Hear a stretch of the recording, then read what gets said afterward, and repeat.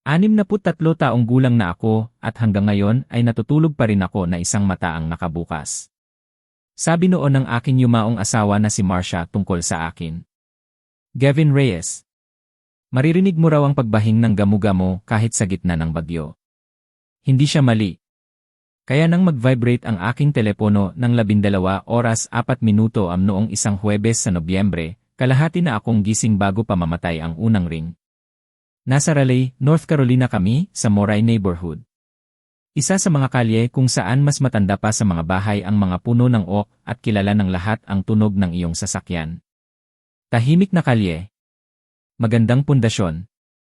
Ang uri ng lugar kung saan walang nangyayari maliban ngayong gabi. Tiningnan ko ang screen. Dominic, welcome back to Dad's True Revenge. Kumuha ka ng merienda, maging komportable, at tandaan, ang mga tao sa mga kwentong ito ay may bawat pagkakataon na kumilos ng tama. Pinili lang nilang magkamali. Magkomento ka at siguraduhing mag-subscribe.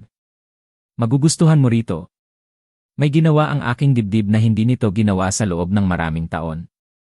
Hindi na tumawag sa akin ang aking panganay na anak pagkatapos ng 9 oras mula noong libing ng kanyang ina. Hindi ginagawa ni Dominic Reyes ang mga late night na tawag. Ginagawa niya ang 7 check-ins, mga text sa kaarawan 2 araw ng maaga, at mga Christmas card na may sulat kamay na note sa loob na parang 1,987 pa. Siya ang pinakadisiplinadong tao na aking naisilang. At sinasabi ko iyon bilang isang lalaking nagtrabaho ng 22 taon bilang shift supervisor sa isang paper mill at hindi kailanman nahuli sa pagpasok. Sinagot ko bago pa ang pangalawang buzz. Dumb. Patag ang kanyang boses. Hindi panik. Mas malala pa sa panik. Kontrolado. Ang tunog ng isang lalaking nagre-rehearse ng tawag sa loob ng mahabang panahon. Huwag magsalita, makinig ka lang. Kailangan mong gawin ng eksakto ang sinasabi ko, at kailangan mong gawin ito ngayon din umupo ako. Anak, hating gabi na. Dad, may isang bagay sa salitang iyon na nagpatayo sa akin ng tuwid na parang kahoy. Narinig ko si Dominic na gumamit ng ganitong tono ng eksaktong 2 beses sa buhay ko. Minsan nang sinabi niya sa akin na kumalat na ang cancer ng kanyang ina. Minsan nang sinabi niya na pupunta siya sa kulungan para sa isang bagay na hindi niya ginawa. Nakikinig ako, sabi ko. Patayin ang lahat ng ilaw sa bahay. Huwag hawakan ang iyong laptop. Huwag hawakan ang router. Pumunta sa itaas sa attic. I-lock ang pinto mula sa loob. At Dad. Tumigil siya. Narinig ko siyang humihinga. Huwag sabihin kay Tristan. Lumamig ang silid. Si Tristan Santos, ang aking manugang, ang asawa ng aking anak na si Delia sa loob ng 9 na taon. Ang lalaking natutulog sa guest bedroom sa kabilang bahagi ng aking dingding sa nakaraang 4 na araw dahil, at ito ang sinabi niya sa akin, ang kanyang firm ay nagre-renovate sa kanilang downtown Charlotte condo, at mas komportable raw na manatili sa bahay ni Dad sa loob ng ilang araw. Naniniwala ako sa kanya. Nagluto ako ng pot roast para sa lalaking iyon. Pinayagan ko siyang inumin ang aking magandang bourbon. Dominic, bulong ko. Pinatatakot mo ako. Mabuti, sabi niya, at bahagyang nanginig ang kanyang boses sa dulo. Matakot ka. Manahimik ka at pumunta. Ngayon. Hindi na ako nagtanong pa. Gumalaw ako sa aking bahay sa dilim na parang multo na matagal ko nang inihahanda. 12 hakbang patungo sa hallway, lampas sa mga framed na litrato ng mga bata sa Wrightsville Beach, lampas sa cross-stitch ni Marcia na nakasabit pa rin sa tabi ng linen closet. Home is where the heart is, na dati ay nakikita kong corny at ngayon ay nakikita kong nakakapanghihilakbot. Paakyat sa makitid na pull downstairs patungo sa attic, inilock ko ang pinto, umupo sa isang lumang moving box na may label na Marcia Winter Clothes at sinubukang alalahanin kung paano huminga. Hindi ko pa alam noon, pero nakaupo ako 3 talampakan sa itaas ng isang lihim na nabaon sa loob ng 8 taon. Ang attic sa aking bahay ay half-finished. Lagi gustong gawing reading room ni Marcia. Hindi nangyari, kaya insulation at lumang muebles at cardboard boxes at 2 round windows na nakaharap sa backyard at nagpapapasok lang ng sapat na ilaw mula sa porch light ng kapitbahay para makita. Mga 4 na beses lang ako nakapasok dito mula nang siya'y pumanaw. Nakakita ako ng bitak sa floorboards malapit sa east wall. Napahaba ang boards dahil sa leak na inayos namin 2 tag-init na ang nakalipas, at idinikit ko ang mata ko rito dahil sa instinct kaysa intensyon. Madilim ang guest bedroom sa ibaba ko. Pagkatapos ay nag-click ang lampara. Nakatayo si Tristan Santos sa gitna ng silid sa kanyang undershirt at slacks, tinitingnan ang kanyang relo. Mukha siyang eksaktong tulad ng lagi niyang itsura sa akin. Isang lalaking binuo mula sa katalog. Maayos, may layunin, ang uri ng kagwapuhan na hindi kailanman umabot sa kanyang mga mata. Nagtatrabaho siya sa private equity, kung saan yon ang sinasabi niya sa mga tao sa mga party. Capital allocation at asset restructuring. Dati ay biro ko na kailangan ko ng tagasalin para kumain kasama ang sarili kong manugang. Tatawa si Delia. Ningiti si Tristan na parang ginagawa niya akong pabor. Tumawid siya patungo sa kabilang panig ng silid, sa sulok kung saan ko inilalagay ang lumang armchair na pag-aari ng ina ni Marcia. Inilipat niya ito, hindi nahirapan, inilipat na parang nagawa na niya ito noon, na parang alam niya eksakto kung gaano ito kabigat. Sa ilalim nito ay isang bahagi ng hardwood floor na magkamukha sa iba, maliban na iniabot ni Tristan ang 2 daliri sa baseboard at tumaas ng malinis ang isang panel. At sa ilalim ng panel na yon ay isang safe. Gusto kong maintindihan mo ang isang bagay. Nanirahan ako sa bahay na ito sa loob ng 26 na taon. Ako mismo ang nagbuo ng 2 sa mga silid na yon. Kilala ko ang bawat creak sa sahig na ito, bawat soft spot sa drywall, bawat light switch na sumasabit sa ulan. Hindi ko alam na umiiral ang safe na yon. Gaano katagal? Iniisip ko, gaano katagal na yon naroroon? Pinanood ko si Tristan na paikutin ang dial kaliwa, kanan, kaliwa. Binuksan niya ito sa ilalim ng 20 segundo. Iniabot niya sa loob at hinila ang isang folder, makapal, may rubber band. Umupo siya sa gilid ng kama at binuksan ito at mula sa anggulo ng lampara sa bitak na yon ay nakita ko kung ano ang nasa itaas. Isang dokumento na opisyal ang itsura, maraming teksto at sa ibaba ay mga pirma. Hindi ko mabasa mula sa kinalalagyan ko pero sapat na ang header. Last Will and Testament at sa ibaba sa mas maliit na print ay Marcia Elaine Pierce. Huminto ang aking mga kamay sa isang sandali. May will si Marcia. Siyempre mayroon. Sama-sama naming ginawa ito noong 2000 kasama ang isang abogado sa Glenwood Avenue. Pinanood ko itong mapirmahan. May kopya ako sa aking filing cabinet sa ibaba sa isang green folder na may label na important sa sulat kamay ni Marcia. Naayos ang estate 2 taon pagkatapos niyang pumanaw. Hati sa Dominic, Delia, at sa akin na may maliit na disbursement kay Sienna, ang college roommate ni Delia, at ninang sa kanilang mga anak na minahal ni Marcia na parang pamangkin. Iyon ang will. Iyon ang tanging will. Nandito ako. Kaya, ano ang ginagawa ni Tristan Santos na hinahila ang isang dokumento mula sa nakatagong safe sa aking bahay ng 12 oras 17 minuto ng madaling araw? Idinikit ko ng mahigpit ang aking mga mata sa bitak na yon na naramdaman ko ang gray ng kahoy sa aking pisngi. Tinalikdan niya ang isang pahina, pagkatapos ay isa pa. Pagkatapos ay tumigil siya, hinila ang kanyang telepono, at nagsimulang kunan ng larawan ang mga pahina. Kalma, methodical, parang isang lalaking tinatapos ang isang gawain na matagal nang sinimulan. Nasa bahay na ito siya sa loob ng 4 na araw, iniisip ko. At naghintay siya hanggang siguradong natutulog na ako. Sabi ni Dominic, huwag sabihin kay Tristan. Hindi mag-ingat. Hindi maaaring may sitwasyon. Huwag sabihin kay Tristan. Parang isang lalaking alam eksakto kung ano ang kanyang pinapasok. Parang isang lalaking matagal nang nagbubuo patungo sa partikular na gabing ito. Umupo ako pabalik sa dingding sa dilim at ginawa ko ang matematika. Pumunta sa kulungan si Dominic 8 taon na ang nakalipas. Sinakdal sa federal wire fraud. Ebidensya na nagmula sa wala. Isang kaso na gumalaw ng imposibleng mabilis. Isang public defender na tinanggihan ni Dominic dahil alam niyang may mali sa buong hugis nito. Nag-serve siya ng 22 buwan sa Butner Federal. Lumabas na mas tahimik kaysa nang pumasok. Bahagyang na-expunge ang kanyang record sa paanong paraan. Hindi ko pa rin lubos na alam kung paano. Bumalik siya sa kanyang mga paa, pagkatapos ay sumali sa RIE. Lagi kong iniisip na ang huling bahaging iyon ay si Dominic, ginagawang layunin ang sakit. Iiyak si Marcia sa badge ceremony kung nabuhay siya para makita ito. Pero nakaupo sa attic na yon at nakikinig kay Tristan Santos na kinukunan ng larawan ang isang will na hindi dapat umiiral. Nagsimula akong mag-isip na baka hindi sumali si Dominic Sarie dahil sa inspirasyon. Baka sumali siya dahil sa intensyon. Hindi ko pa alam noon, pero ang aking anak ay gumugol ng 8 taon sa panghuhuli sa lalaking natutulog sa guest bedroom ko. At ako ay nagluluto ng pot roast para sa lalaking iyon. Nag-click ang lampara sa ibaba ko. Hindi ako gumalaw sa mahabang panahon. Nakaupo lang ako sa dilim kasama ang winter coats ni Marcia at ang amoy ng cedar at isang bagay na parang ang lupa ay gumagalaw sa ilalim ng lahat ng iniisip ko na alam ko. Isang iniisip na patuloy na umiikot, tahimik at matalim na parang talim.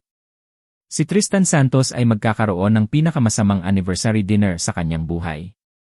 Hindi ko pa alam kung gaano ako katama. Ang madaling araw sa Moray ay hindi nag-aanunsyo sa sarili. Tahimik lang nitong pinapalitan ang madilim na kulay abo na dumudugo sa mga puno ng oak. Ang porch light ng kapitbahay na nag-off, ang unang ibon na gumagawa ng ingay na parang may ipinapakita. Nasa attic na ako sa loob ng 4 na oras. Sinasabi sa akin ng aking mga tuhod ang bawat isa sa mga ito. Biyernes ng umaga, 4 oras 47 minuto hindi ako nakatulog. Hindi rin masyadong gumalaw. Nakaupo lang doon sa box ng winter clothes ni Marcia. Likod sa dingding, paulit-ulit na ginagawa ang parehong matematika na parang magbabago ang sagot kung susubukan ko ng isang beses pa. Hindi ito nagbago. Nag-vibrate ang aking telepono. Isang vibration, isang text mula kay Dominic. Nandyan pa rin? Ay type ko pabalik. Saan pa ako pupunta? 3 dots. Pagkatapos ay bumaba ka sa side door. Iwan ang mga ilaw na patay. Nandito siya. Akala ko ay nag-drive siya buong gabi. Ang sasakyan ni Dominic, isang gray Chevy Tahoe na mukhang lahat ng gray Chevy Tahoe sa fleet ng federal government, ay nakaparada 2 bahay ang layo sa Elm Street na patay ang makina. Lumabas ako sa side door sa aking house slippers na parang isang lalaking lubusang nawalan ng kontrol sa kanyang buhay, tumawid sa bakuran sa lamig ng Nobyembre at sumakay sa passenger side. Mukhang hindi nakatulog ang aking anak sa loob ng 3 araw, na malalaman ko mamaya ay totoo. Siya ay 38 taong gulang at mukha siyang 45 at mukha siyang mas katulad ng kanyang ina kaysa kailanman. Parehong jawline, parehong mga mata na hindi nag-aaksaya ng oras sa anumang hindi mahalaga. Naka-dark civilian clothes siya, walang badge na nakikita, walang bureau windbreaker, si Dominic lang. Ang aking anak na nakaupo sa dilim na may file folder sa kanyang kandungan na makapal na sapat para mabulunan ang isang kabayo. Tiningnan ko siya ng matagal. Pot roast? Sabi ko. Kumurap siya. Ano? Nagluto ako ng pot roast para sa lalaking yon, Dominic. Pinayagan ko siyang inumin ang aking blandons. May gumalaw sa kanyang mukha. Hindi eksaktong ngiti. Ang alaala ng isa. Alam ko, Dad. Maaari mo akong tawagan ng mas maaga. Hindi ko magawa. Sabi niya ito ng mahina at narinig ko ang bigat dito. Ang legal na bigat, ang procedural na bigat, ang 8 taon ng paghihintay. Hindi hanggang may physical evidence ako. Lahat bago ngayong gabi ay circumstantial. Kailangan kong siya ang pumunta sa safe. Tinalikdan ko siya ng buo. Alam mo ang safe. Alam ko ang safe sa loob ng 14 na buwan. Walang epekto ang lamig sa labas sa nararamdaman na nanirahan sa aking dibdib noon. Magkwento ka, sabi ko. Nagkwento siya. Nagkwento siya ng 41 minuto at hindi ko siya na-interrupt kahit isang beses. Na, kung kilala mo ako, ay ang pinakamalapit sa milagro na nagawa ng Raleigh, North Carolina. Nagsimula ito sa paraan ng lahat ng pinakamasamang bagay, sa pera. Hindi napakalaki ang estate ni Marcia. Ang bahay, isang life insurance policy, isang savings account na tahimik niyang itinayo sa loob ng 30 taon sa pamamagitan ng pagputol ng coupons at hindi kailanman bumili ng anumang full price. Pinagsamang halaga sa itaas ng 400,000. Hindi generational wealth pero sapat. Sapat para mahalaga. Sapat para may gustong kumuha ng higit pa kaysa sa dapat nilang makuha. Ang original na will, Ang napanood kong pirmahan ni Marcia sa isang Martes ng hapon noong 2000 sa law office sa Glenwood Avenue, habang hawak ko ang kanyang kamay dahil katatapos lang niya ang kanyang pangalawang round ng chemo at nanginginig ang kanyang sulat kamay. Hatiin ang lahat sa 3 bahagi. Pantay na bahagi kay Dominic, Delia, at sa akin na may 15,000 disbursement kay Sienna, na minahal ni Marcia mula noong araw na dinala ni Delia siya mula sa Vienna sophomore year. Iyon ang will. Ang will na ginamit upang ayusin ang estate ay naiba. Nabawasan ang bahagi ni Dominic sa token amount, 8,000, na may natitira na naifold sa bahagi ni Delia, na nangangahulugang bahagi ni Tristan, na nangangahulugang ang lalaking nag-engineer ng buong bagay ay umalis na may dala ang dapat na mana ng aking anak habang nakaupo ang aking anak sa Butner Federal Correctional Institution para sa isang krimen na hindi niya ginawa. Paano? Sabi ko lang ang isang salita. May contact siya sa law firm, sabi ni Dominic. Isang paralegal na binayaran para palitan ang mga dokumento bago i-file. Ang orihinal ay nabaon. Sa tingin namin ay itinago ito ni Tristan bilang insurance. Patunay na alam niya kung ano ang sinasabi ng tunay na will kung sakaling may hamunin ang estate. Insurance laban sa sino? Laban kay Delia.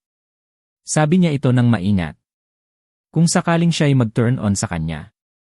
Nakaupo ako sa bagay na yon. Nagtago si Tristan Santos ng isang dokumento na maaaring sirain siya bilang tali sa aking anak na babae. Inilagay ko ang iniisip na yon sa likod ng aking isip sa isang folder na may label na mga bagay na aking haharapin mamaya para hindi ko ibagsak ang aking kamao sa dashboard na ito ngayon. At ang wire fraud charge, sabi ko. Dahan-dahang huminga si Dominic sa kanyang ilong. Fabricated.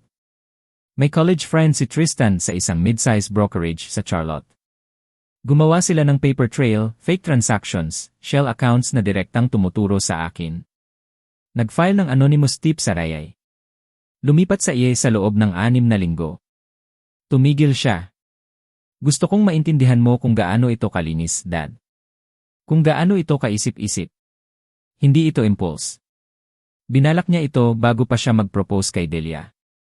Ang huling pangungusap na iyon ay tumama na. Parang brick sa bintana. Bago pa siya mag-propose, ni-map out na ni Tristan Santos ang pagwasak sa buhay ng aking anak bilang prerequisite sa pagpapakasal sa aking anak na babae. Nakaupo siya sa tapat ko sa aking kitchen table at humingi ng kamay ni Delia na may plano na sa galaw na ipadala ang kanyang kapatid sa kulungan. Hindi ko pa alam noon pero iyon ang sandaling may nagbago sa akin ng permanente. Parang buto na nag-set ng mali. Hindi mo ito ma-unfeel. Bakit hindi mo sinabi sa akin ang alinman sa mga ito? Tanong ko. Pagkatapos mong makalabas, pagkatapos mong sumali sa bureau, bakit kailangan kong malaman ito sa atik sa hating gabi? Tinalikdan ako ni Dominic para tingnan ako sa unang pagkakataon mula nang magsimula siyang magsalita. Dahil pupunta ka kay Delia. Katahimikan. At pupunta si Delia kay Tristan. Higit pang katahimikan. At tatakbo si Tristan. Tinapos ko. O mas malala. Sabi niya may leverage siya, Dad. Sa paralegal, sa kanyang contact sa brokerage, sa kahit 2 pang tao na konektado rito. Kung maramdaman niyang sumisikip ang mga dingding ng maaga, maaaring masaktan ang mga tao. Kailangan kong siya'y maging komportable.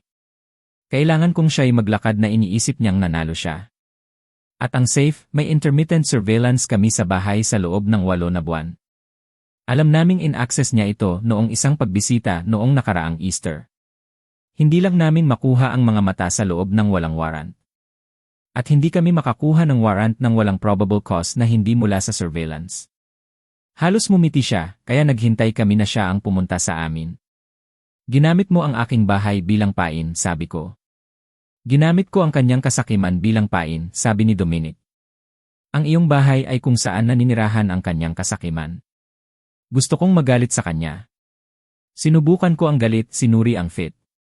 Hindi ito nakaupo ng tama dahil sa ilalim ng lahat, sa ilalim ng 4 na oras sa atik at ang pot roast at ang blandons at 22 buwan ng pagbisita sa aking anak sa federal facility at panonood sa kanyang lumabas sa kabilang panig. Tahimik sa paraang hindi niya ganap na na-recover. Sa ilalim ng lahat nito ay may isang bagay na nararamdaman, Diyos ko, parang pagmamalaki. Ginawa ito ng tama ng aking anak. Ano ang mangyayari ngayon? Tanong ko. Iniabot ni Dominic sa file folder sa kanyang kandungan at hinila ang isang litrato, inislide ito sa akin. Itinaas ko ito sa gray na morning light na dumadaan sa windshield. Isang imbitasyon ito. Cream cardstock, gold lettering. Kilala ko ang sulat kamay ni Delia sa return address. Tristan at Delia Santos. Siyam-gi Anniversary Dinner. Sabado, Nobyembre 14 na, 7 oras Yas Brasserie Lacroix, Downtown Raleigh bukas ng gabi. Hayaan natin siyang mag-enjoy sa kanyang appetizer, sabi ni Dominic. Tiningnan ko ang aking anak, at pagkatapos ay kinuha niya ang imbitasyon, at inislide ito sa folder na may pag-aalaga ng isang lalaking humahawak ng isang bagay na sagrado. At pagkatapos ay tatapusin natin ito. Tumango ako ng dahan-dahan, tiningnan ang aking bahay sa labas ng windshield, ang aking mga puno ng oak, ang aking porch. 26 na taon ng aking buhay na nakaupo doon sa gray na Nobyembre. Darating si Sienna sa dinner na yon, sabi ko. Hindi ito tanong. Nabanggit ni Delia ito 2 araw na ang nakalipas. Darating si Sienna mula Atlanta. Magiging masaya ito. Dad, dapat kang sumama. Sabi ko maybe. Wala akong ideya kung ano ang magiging maybe. Tiningnan ako ni Dominic ng sideways. Na-brief na siya. Tumataas ang aking mga kilay. Alam ni Sienna. Si Sienna, sabi niya, ay alam na sa loob ng 6 na buwan. Tumutulong siya sa amin na i-verify ang mga dokumento. Naalala niya ang mga detalye tungkol sa orihinal na will ni Mom na hindi namin makuha mula sa paper trail lamang. Iniisip ko si Sienna. Matalas, tahimik, ang uri ng babae na naaalala ang lahat at walang inihahayag. Lagi sinabi ni Marcia na siya ang pinakamapagkakatiwalaang tao na dinala ni Delia sa bahay. Si Marcia, gaya ng dati, ay tama. Hindi ko pa alam noon, pero may isa pang papel na gagampanan si Sienna bago matapos ito, at hindi ito tahimik. Matulog ka, Dad, sabi ni Dominic.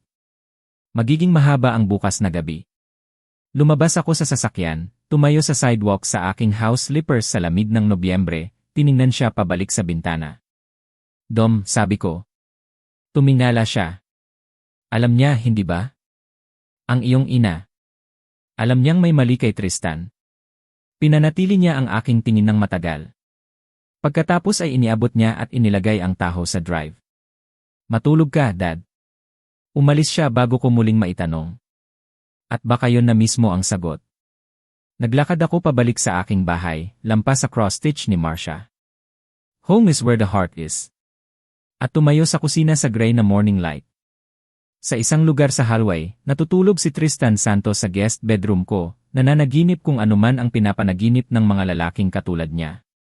Bukas ay magkakaroon siya ng dinner, kasama ang kanyang asawa, ang kanyang mga kasamahan, at ang pastor na nagkasal sa kanila.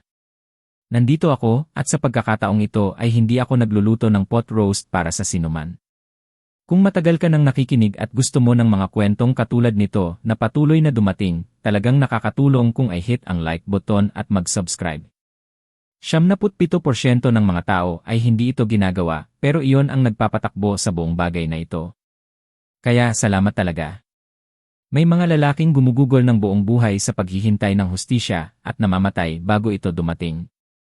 Hindi ako magiging isa sa mga lalaking yon. Sabado, Nobyembre 14 na. Gumising ako ng 7 oras at nagluto ng buong almusal para sa sarili ko. Itlog, tinapay, kape, ang lahat dahil lagi sinabi ng aking ina, hindi mo dapat gawin ang anumang mahalaga sa walang laman na tiyan. Bumaba si Tristan ng 8 oras 15 minuto sa kanyang robe, mukhang rested at walang abala, at tinanong kung may natirang kape. Ngumiti ako at binuhos sa kanya ang isang tasa. Tangkilikin mo ito, iniisip ko. Huling isa na inumin mo bilang isang malayang tao. Umupo siya sa aking kitchen table, ang kitchen table ni Marcia, ang pinili niya mula sa isang furniture store sa Capital Boulevard noong 2003, at iniscroll ang kanyang telepono na may casual confidence ng isang lalaking naniniwala na nanalo siya. At bakit hindi? Nanalo siya sa loob ng 8 taon. Ipinadala niya ang aking anak sa kulungan. Ninakaw niya ang mana ng aking asawa.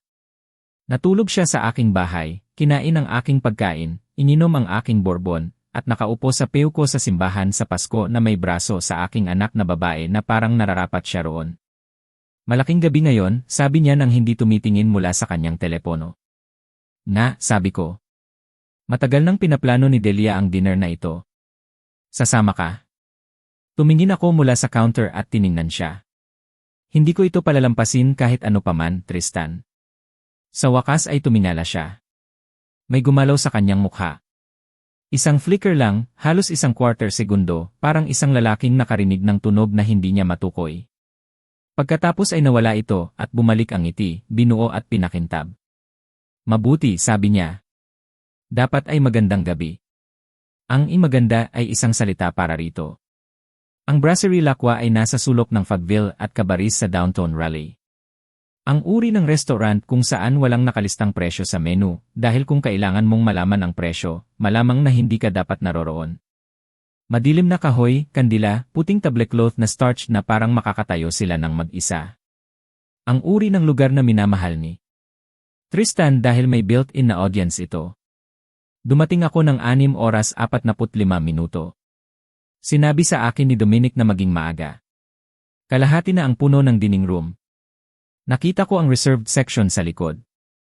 Isang mahabang mesa, 8 upuan, mga bulaklak sa gitna, isang handwritten place card sa bawat setting. Ginawa ni Delia ang lahat nito mismo. Ginugol ng aking anak na babae ang mga linggo sa pagpaplano ng isang selebrasyon para sa isang lalaking nagplano ng pagwasak sa kanyang pamilya bago pa niya isuot ang singsing sa kanyang daliri. Umupo ako, umorder ng tubig at naghintay. Dumating si Sienna ng 6 oras 52 minuto sa isang burgundy dress at ang ekspresyon ng isang babae na nagdadala ng lihim sa loob ng 6 na buwan at handa nang ilagay ito. Nakita niya ako, tumawid sa silid at umupo sa tabi ko ng walang salita, iniabot lang at pisil ang aking kamay ng isang beses. Okay ka lang, tanong niya. Tanungin mo ako sa 1 oras, sabi ko. Halos mumiti siya. Magugustuhan ito ni Marcia. Si Marcia, sabi ko, ay darating ng 1 oras ng maaga at na-brief na ang manager. Iyon ay nagbigay ng tunay na ngiti. Maikli at malungkot at totoo.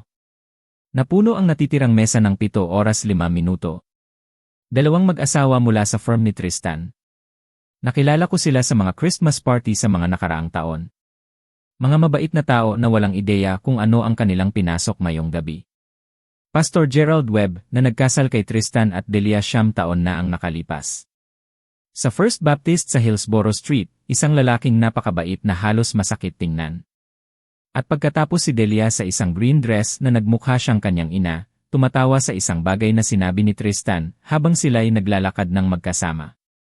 Mukha siyang masaya. Iyon ay magpapahirap sa mga bagay, iniisip ko. Iyon ay magpapahirap ng malaki. Nagtrabaho si Tristan sa mesa na parang politiko. Mga handshake, backslaps, ang madaling tawa na kanyang inilalabas na parang tool. Pinuno niya ang alak ng lahat bago pa makarating ang waiter. Nagkwento siya tungkol sa isang golf trip na nagpatungo sa lahat.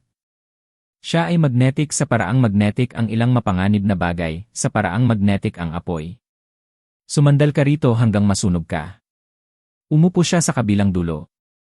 Nag-eye contact kami ng 1 beses. Bahagyang itinaas niya ang kanyang baso sa direksyon ko. Itinaas ko ang akin pabalik. Tangkilikin ang appetizer, iniisip ko. Sabi ni Dominic, tangkilikin ang appetizer. Dumating at nawala ang mga appetizer, ang tinapay, ang mga salad. Mainit ang mesa sa alak at kandila at 9 na taon ni Delia na naniniwala na nagpakasal siya sa isang mabuting tao. Nagkukwento si Pastor Webb tungkol sa kanilang araw ng kasal. Nagawa ko ang 400 na seremonya at hindi pa ako nakakita ng groom na ganoon katahimik, ganoon ka-composed. Composed? Iniisip ko. Dahil nanalo na siya noon. Nag-vibrate ang aking telepono sa ilalim ng mesa. Isang text mula kay Dominic. 2 minuto. Inilagay ko ang aking telepono ng face down sa mesa, kinuha ang aking baso ng tubig, uminom ng dahan-dahan. Napakatahimik ni Sienna sa tabi ko. Dumating ang main course. Si Tristan ay nasa kalagitnaan ng pangungusap tungkol sa isang bagay. Isang deal na isinara ng kanyang firm. Ilang asset restructuring sa Carolinas. Ang uri ng kwento na talagang wealth display na may narrative na damit. Nang bumukas ang front door ng Brasserie Lacroix. Pumasok si Dominic Reyes. Nakasuot siya, dark navy white shirt, walang tie. Sa likod niya ay 2 tao na hindi ko kilala. Isang babae sa blazer, isang lalaki sa gray jacket. At gumalaw sila sa restaurant sa paraan ng mga taong may absolute authority at walang interes na gawing komportable ito para sa sinuman. Hindi tumigil ang silid. Hindi lahat ng sabay. Ito ay unti-unti. Sa paraan ng pagkamatay ng isang usapan kapag may pumapasok sa espasyo na hindi dapat naroroon. Isang mesa malapit sa pinto ang unang tumahimik, pagkatapos ay isa pa. Pagkatapos ay tumingala ang mag-asawa mula sa firm ni Tristan na nakaharap sa entrance, at ang kanilang mga ekspresyon ay gumawa ng isang komplikadong bagay. Si Tristan ay nakatalikod sa pinto. Nakita muna ni Delia si Dominic. Bumukas ang kanyang mukha. Dom. O my gosh, sumama ka. Hindi ko alam na ikaw ay. At pagkatapos ay nakita niya ang dalawang tao sa likod niya, at ang kanyang boses ay nawala na parang radyo na nawawalan ng signal. Tumawid si Dominic sa haba ng dining room na hindi tumitingin sa sinuman maliban kay Tristan. Dahan-dahang tumalikod si Tristan na parang isang lalaking muling nakarinig ng tunog na yon, ang hindi niya matukoy, at sa pagkakataong ito ay alam na niya eksakto kung ano ito. Ang composed na lalaki, ang calm na groom. Tinignan niya ang aking anak at sa isang sandali lang, isang purong, unguarded, mahal na sandali, pinanood ko ang 9 na taon ng maingat na binuong confidence na umalis ng lubusan sa kanyang mukha. Narito ka na, iniisip ko. Narito ang tunay. Tumigil si Dominic sa ulo ng mesa. Tinignan niya si Tristan Santos na may pasensya ng isang lalaking naghintay ng 8 taon para sa eksaktong sandaling ito, at walang pagmamadali ngayong dumating na ito. Tristan Allen Santos, sabi niya. Tahimik, kontrolado. Ikaw ay inaresto para sa wire fraud, obstruction of justice, at tampering with a legal instrument. Naging bato ang mesa. Ano ito? Sabi ni Tristan. Nakahanap siya ng isang bagay. Hindi lahat, pero isang bagay. Isang manipis na layer ng composure, sapat para magsalita. Ano ang ginagawa mo? Ito ay pribadong dinner. Ito ay ang aking anniversary. Anumang sabihin mo ay maaaring at gagamitin laban sa iyo sa korte, Dominic. Bumaba ang boses ni Tristan. Bahagyang sumandal siya pasulong at sa kalahating segundo ay nakita ko ang tunay na kalkulasyon na nangyari sa likod ng kanyang mga mata. Gaano karami ang mayroon siya? Maaari ba akong mag-negotiate nito? May play ba rito? Maging matanda tayo rito. Ano man ang iniisip mo na alam mo. Mayroon ako ng original na will. Tristan. Katahimikan. Kumpleto. Kabuuan. Ang uri ng katahimikan na may bigat. Mayroon ako ng laman ng safe. Ang mga larawang kinuha mo noong Huwebes ng gabi. Ang testimonya ng paralegal sa Caterman and Associates na binayaran ng iyong abogado ng 22,000 noong 2015 at 8 taon ng financial records na nagkokonekta sa iyo sa shell accounts na ginamit upang i-fabricate ang wire fraud case laban sa akin. Bahagyang tinalikdan ni Dominic ang kanyang ulo. Mayroon din ako ng iyong college roommate na nga pala ay nagpapadala ng kanyang regards mula sa kanyang kasalukuyang lokasyon na federal custody sa Charlotte. Binuksan ni Tristan ang kanyang bibig. Walang lumabas. Lumakad ang babae sa blazer mula sa likod ni Dominic na may handcuffs, at tumayo si Tristan Santos mula sa ulo ng mesa na yon. Mula sa anniversary dinner na ginugol ng aking anak na babae sa mga linggo sa pagpaplano kasama ang puting tablecloth at mga kandila at ang pastor na tinawag siyang pinaka-calm na groom na nakita niya. At tumayo siya at tiningnan ang mesa patungo sa akin lang, na parang sa wakas ay naunawaan niya ang isang bagay. Tiningnan ko siya pabalik at hindi ako ngumiti at hindi ako nagsalita ng isang salita. Hawak ko lang ang kanyang tingin ng matatag at pantay at hinayaan siyang basahin kung anuman ang kailangan niyang basahin dito. Umupo ka sa aking mesa, iniisip ko. Ininom mo ang aking bourbon. Kinain mo ang aking pot roast. At natulog ka sa aking bahay. At inilagay mo ang aking anak sa hawla. At ninakaw ka mula sa aking namatay na asawa. At tiningnan mo ako sa mata sa bawat pagkakataon na parang ako ang tanga sa silid. Hindi ako ang tanga sa silid. Nag-click ang handcuffs. Gumawa ng tunog si Pastor Webb. Isa sa mga mag-asawa mula sa firm, ang asawa, ay umurong mula sa mesa na parang ang upuan ay naging mainit. Hindi gumalaw si Delia, walang tunog na ginawa. Nakaupo siya ng perpektong tahimik sa kanyang green dress na may parehong mga kamay na patag sa puting tablecloth, at ang kanyang mukha ay gumagawa ng isang bagay na walang pangalan ko, at ayaw kong tingnan ng masyadong matagal. Ang bahaging iyon ay alam kong magiging pinakamahirap. Naglakad ang mga kasamahan ni Dominic kay Tristan patungo sa pinto. Hindi siya lumaban. Bumalik ang composure ng bahagya, sapat lang. At sa tingin ko iyon ang pinakamatapat na bagay tungkol sa kanya. Kahit sa dulo, hindi ganap na tumigil ang performance. Sa pinto, tumigil siya, tumalikod ng isang beses pa. Tiningnan niya si Delia. Tiningnan niya ang kanyang mga kamay. Lumabas siya. Nanatiling tahimik ang restaurant sa mahabang panahon, pero malamang ay 45 segundo. Pagkatapos ay may tumunog na tinidor sa plato, at naalala ng mundo kung paano gumalaw muli.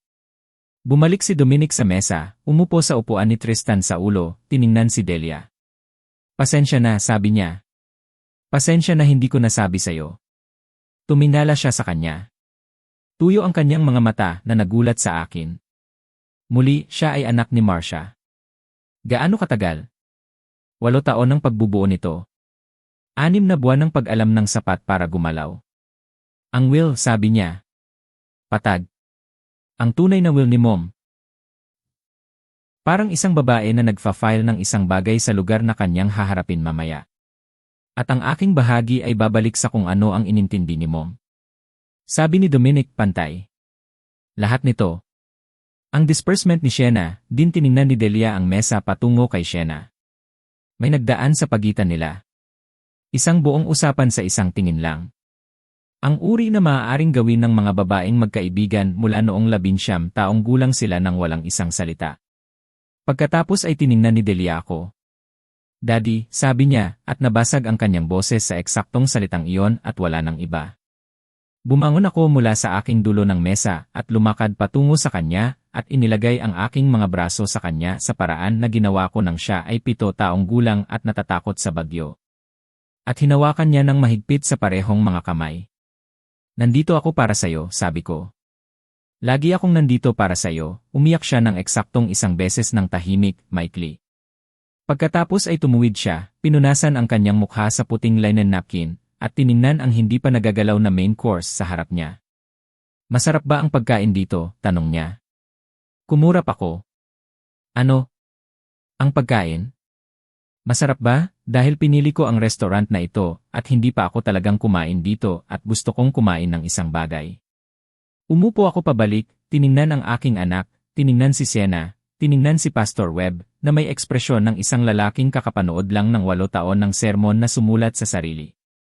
May tumawag sa waiter. Sabi ko at kumain kami.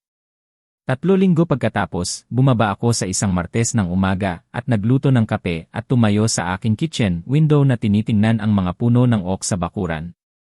Ang lamig ng Nobyembre ay naging lamig ng Disyembre. Hubad ang mga puno. Tahimik ang neighborhood sa paraan na laging tahimik ang Moray.